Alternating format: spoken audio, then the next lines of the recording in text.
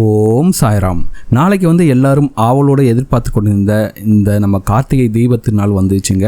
இந்த தீபத் திருநாள் அன்று நீங்கள் எப்படி விளக்கேற்றினால், எத்தனை விளக்கேற்றினால் உங்கள் வீட்டில் செல்வ கடாட்சம் பெருகி இத்தனை நாட்களாக நீங்கள் பட்ட கஷ்டங்கள்லாம் நீங்கி உங்கள் வீட்டுக்கு பணம் பல வழியிலிருந்து நீங்களும் மிகப்பெரிய அளவில் அடுத்த கார்த்திகைக்குள்ளே நீங்கள் பணக்காரர் ஆவதற்கு உண்டான ஒரு எளிய பரிகாரத்தை பற்றி தான் இந்த வீடியோவில் பார்க்க போகிறோம். வாங்க வீடியோக்குள்ளே போகலாம். அதுக்கு முன்னாடி நீங்கள் இப்போ தான் நம்ம சேனலுக்கு ஃபஸ்ட் டைம் வரீங்கன்னா மறக்காமல் நம்ம சேனலை சப்ஸ்கிரைப் பண்ணிக்கோங்க.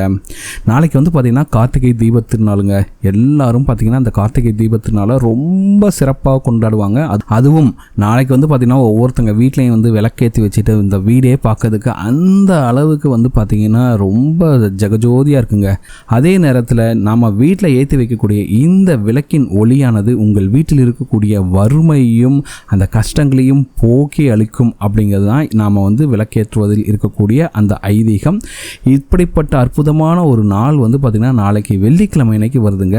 சரிங்களா? இந்த வெள்ளிக்கிழமை அன்றைக்கு எப்படி தீபத்தை ஏற்றணும் அப்படின்னு பார்க்கலாம். பொதுவாகவே நாளைக்கு பார்த்திங்கன்னா வீடு முழுவதுமாகவே கார்த்திகை தீபத்தன்று மண் விளக்கில் பார்த்திங்கன்னா நல்லெண்ணெய் ஊற்றி பஞ்சுத்திரி போட்டு விளக்கேற்றுவாங்க. அப்படி எத்தனை விளக்கு ஏற்றணும் பார்த்திங்கன்னா 27 மண் அகல் விளக்குகள் குறைந்தபட்சம் இந்த நாளைக்கு வரக்கூடிய கார்த்திகை தீபத்தன்று ஏற்றுவது மிக மிக சிறப்பு. 27க்கு மேலே உங்களால் எவ்வளோ ஏற்ற முடியுமோ அந்த அளவுக்கு ஏற்றலாங்க. சரிங்களா? அது பார்த்திங்கன்னா உங்களுக்கு அல்லல்ல குறையாத செல்வ கடாட்சத்தை கொண்டு தரும். அதுவும் பார்த்திங்கன்னா முக்கியமாக மண் அகல் விளக்கில் நல்லெண்ணெய் ஊற்றி பஞ்சுத்திரி போட்டு நீங்கள் விளக்கேற்றுவது ரொம்ப ரொம்ப சிறப்பான ஒரு பலனை உங்களுக்கு கொடுக்கும். சரிங்களா? இது போக உங்கள் வாழ்க்கையில் இனிமேல் எப்போவுமே கடன் தொல்லை வரக்கூடாது, கஷ்டமே வரக்கூடாது, நீங்கள் அரசனை போல சிறப்பாக வாழணும்னு நினச்சிங்கன்னா இப்போ சொல்லக்கூடிய இந்த பரிகாரத்தை செய்து பாருங்கள். இந்த பரிகாரத்தை செய்வதற்கு உங்களுக்கு அரச மர இலைகள் தேவைப்படுங்க. இப்போ உங்கள் வீட்டில் 27 மண் அகல் விளக்கு ஏற்ற போகிறீங்கன்னா 27 அரச மர இலைகள் கிடைத்தால் ரொம்ப ரொம்ப சிறப்புங்க. சரிங்களா? அப்படிலாம் அவ்வளோலாம் கிடைக்காதுங்க எங்களுக்கு அப்படின்னு நீங்கள் நினச்சிங்கன்னா குறைந்தபட்சம் 5 அரச இலையாச்சும் நீங்கள் எடுக்கிற மாதிரி பார்த்துக்கணும். ஓகேங்களா?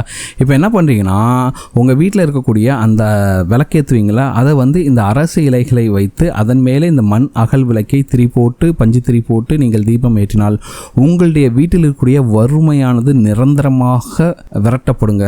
சரிங்களா? ஸோ சில பேர்லாம் பார்த்திங்கன்னா சிட்டியில் இருப்பாங்க. ஸோ நாம் என்ன பண்ணுறது பார்த்திங்கன்னா அந்த அளவுக்கு உங்களுக்கு 5 இலை கூட கிடைக்கலாம், பரவாயில்ல, ஒரே ஒரு அரச இலை கிடைத்தால் மட்டும் போதும். சரிங்களா? இப்போ அப்படி ஒரே ஒரு அரச இலை உங்களுக்கு கிடைச்சதுன்னா என்ன பண்ணிங்கன்னா அந்த அரச இலைக்கு பார்த்திங்கன்னா மஞ்சள் குங்குமம் வச்சு பொட்டு வச்சுருங்க. இதை என்ன பண்ணிங்கன்னா பூஜை அறையில் வச்சுங்க. அது மேலே ஒரு மண் அகல் விளக்கு வைத்து நல்லெண்ணெய்யோ அல்லது நெய்யோ ஊற்றி பஞ்சுத்திரி போட்டு தீபம் ஏற்றி வைக்கணும். சரிங்களா? இப்போ என்ன பண்ணிங்கன்னா அந்த விளக்குக்கு பக்கத்தில் ஒரு பூவை வச்சுட்டு உங்களுடைய பூஜை அறையில் அந்த விளக்கிடம் வனமுருகி அந்த அண்ணாமலையார்கிட்ட வைக்கிற வேண்டுதலை வைத்தால் போதும். பணம் சம்பந்தப்பட்ட அத்தனை கஷ்டங்களும் உங்கள் வீட்டில் தீருங்க. சரிங்களா?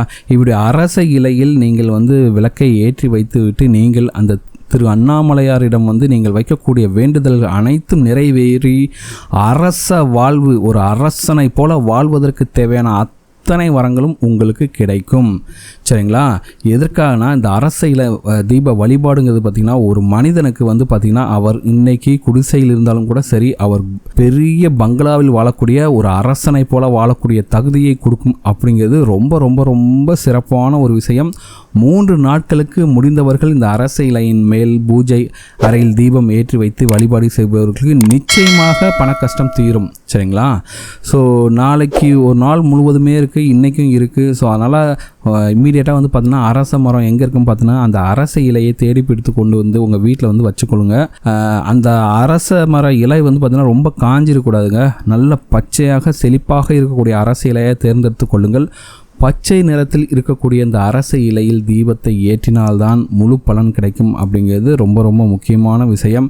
ஸோ அதனால் நாளைக்கு கார்த்திகை தீபத்தன்று இந்த அரச இலையின் மேலே நீங்கள் சொன்னது போல் இந்த தீபத்தை ஏற்றி வைத்து பாருங்கள். உங்கள் வீட்டில் எத்தனை கோடி கடன் இருந்தாலும் சரி அந்த கடனெல்லாம் நீங்கி நீங்கள் மிகப்பெரிய அளவில் செல்வந்தராக நல்ல ஒரு சந்தோஷமான ஒரு அரசனை போல வாழ்க்கை வாழக்கூடிய அந்த அற்புதமான அருளை அந்த திருவண்ணாமலை ஈஸ்வரர் உங்களுக்கு கொடுப்பாருங்க. அந்தளவுக்கு சக்தி வாய்ந்த பரிகாரம் தான், ரொம்ப சிம்பிளாகவும் செய்யக்கூடிய பரிகாரம் தான்.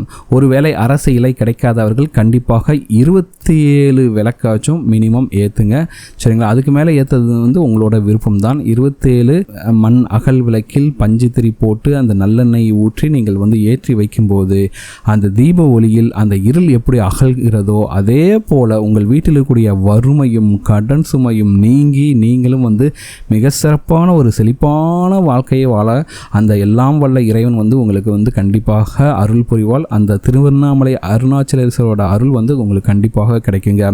இந்த வீடியோ உங்களுக்கு பிடிச்சிருக்கு நம்புறேன். இந்த வீடியோ உங்களுக்கு பிடிச்சி மறக்காம சேனலை சப்ஸ்கிரைப் பண்ணுங்க. இந்த வீடியோ பற்றின உங்களோட கமெண்ட்ஸை கமெண்ட்டில் கமெண்ட் பண்ணுங்கள். இந்த வீடியோவை உங்கள் ஃப்ரெண்ட்ஸோட ஷேர் பண்ணுங்கள், லைக் பண்ணுங்கள், கமெண்ட் பண்ணுங்கள்.